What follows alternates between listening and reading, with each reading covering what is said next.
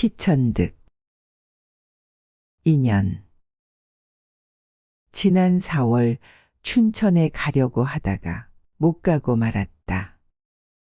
나는 성심여자대학에 가보고 싶었다. 그 학교에 어느 가을 학기 매주 한 번씩 출강한 일이 있었다. 힘드는 출강을 한 학기 하게 된 것은 주수녀님과 김수녀님이 내 집에 오신 것에 대한 예의도 있었지만 나에게는 사연이 있었다. 수십 년 전 내가 17 되던 봄, 나는 처음 도쿄에 간 일이 있다. 어떤 분의 소개로 사회교육과 M 선생 댁에 유숙을 하게 되었다. 시바쿠에 있는 그 집에는 주인 내외와 어린 딸, 세 식구가 살고 있었다. 하녀도 서생도 없었다. 눈이 예쁘고 웃는 얼굴을 하는 아사코는 처음부터 나를 오빠같이 따랐다. 아침에 나았다고 아사코라는 이름을 지어주었다고 하였다. 그 집들에는 큰 나무들이 있었고 일년초 꽃도 많았다. 내가 간 이튿날 아침 아사코는 스위트 피를 따다가 화병에 담아 내가 쓰게 된 책상 위에 놓아주었다.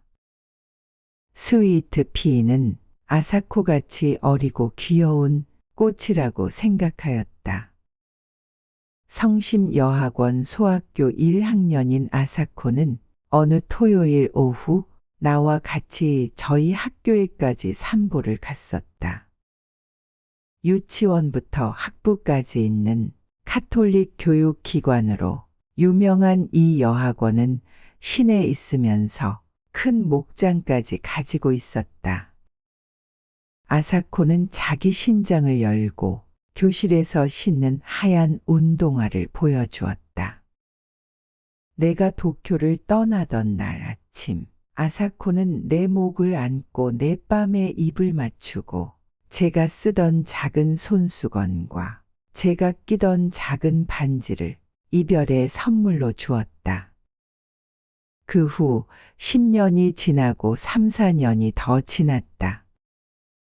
그동안 나는 국민학교 1학년 같은 예쁜 여자 아이를 보면 아사코 생각을 하였다. 내가 2번째 도쿄에 갔던 것도 4월이었다. 도쿄역 가까운데 여관을 정하고 즉시 M 선생 댁을 찾아갔다. 아사코는 어느덧 청순하고 세련되어 보이는 영양이 되어 있었다. 그 집 마당에 피어있는 목련꽃과도 같이. 그때 그는 성심여학원 영문과 3학년이었다. 나는 좀 서먹서먹했으나 아사코는 나와의 재회를 기뻐하는 것 같았다. 아버지, 어머니가 가끔 내 말을 해서 나의 존재를 기억하고 있었나 보다. 그 날도 토요일이었다. 저녁 먹기 전에 같이 산보를 나갔다. 그리고 계획하지 않은 발걸음은 성심여학원 쪽으로 옮겨져 갔다. 캠퍼스를 두루 거닐다가 돌아올 무렵 나는 아사코 신장은 어디 있느냐고 물어보았다. 그는 무슨 말인가 하고 나를 쳐다보다가 교실에는 구두를 벗지 않고 그냥 들어간다고 하였다. 그리고는 갑자기 뛰어가서 그날 잊어버리고 교실에 두고 온 우산을 가지고 왔다.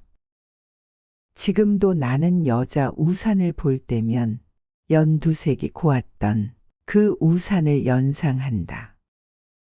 쉘브르의 우산이라는 영화를 내가 그렇게 좋아한 것도 아사코의 우산 때문인가 한다. 아사코와 나는 밤늦게까지 문학 이야기를 하다가 가벼운 악수를 하고 헤어졌다. 새로 출판된 버지니아 울프의 소설 세월에 대해서도 이야기한 것 같다. 그 후 또 10여 년이 지났다. 그동안 제2차 세계대전이 있었고, 우리나라가 해방이 되고, 또 한국 전쟁이 있었다. 나는 어쩌다 아사코 생각을 하곤 했다. 결혼은 하였을 것이요. 전쟁통에 어찌 되지나 않았나.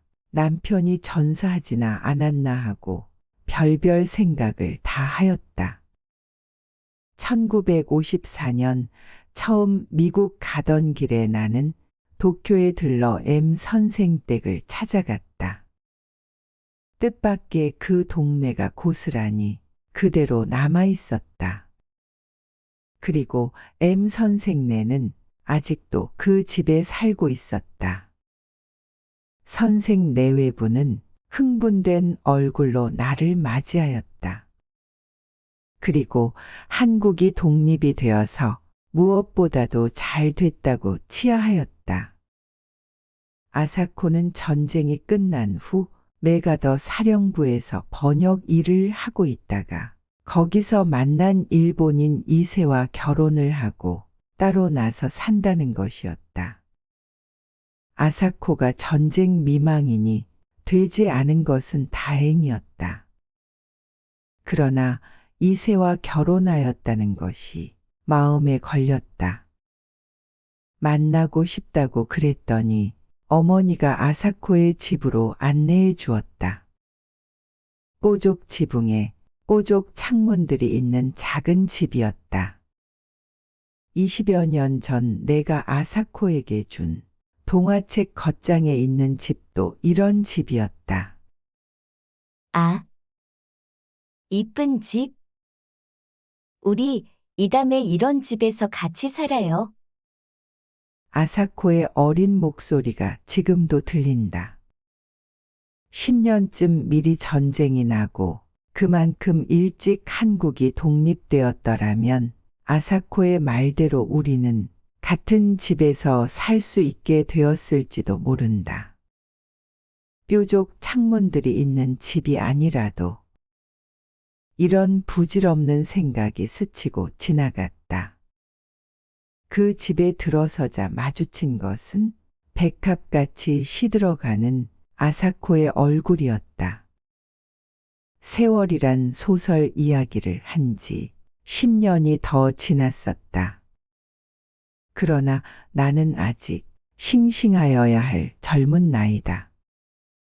남편은 내가 상상한 것과 같이 일본 사람도 아니고 미국 사람도 아닌 그리고 진주군 장교라는 것을 뽐내는 사나이였다. 아사코와 나는 절을 몇 번씩 하고 악수도 없이 헤어졌다. 그리워하는데도 한 번 만나고는 못 만나게 되기도 하고 일생을 못 잊으면서도 아니 만나고 살기도 한다. 아사코와 나는 3번 만났다. 3번째는 아니 만나야 좋았을 것이다. 오는 주말에는 춘천에 갔다 오려 한다. 소양강 가을 경치가 아름다울 것이다. 구독을 눌러주시면 빠르게 다음 작품을 감상할 수 있습니다.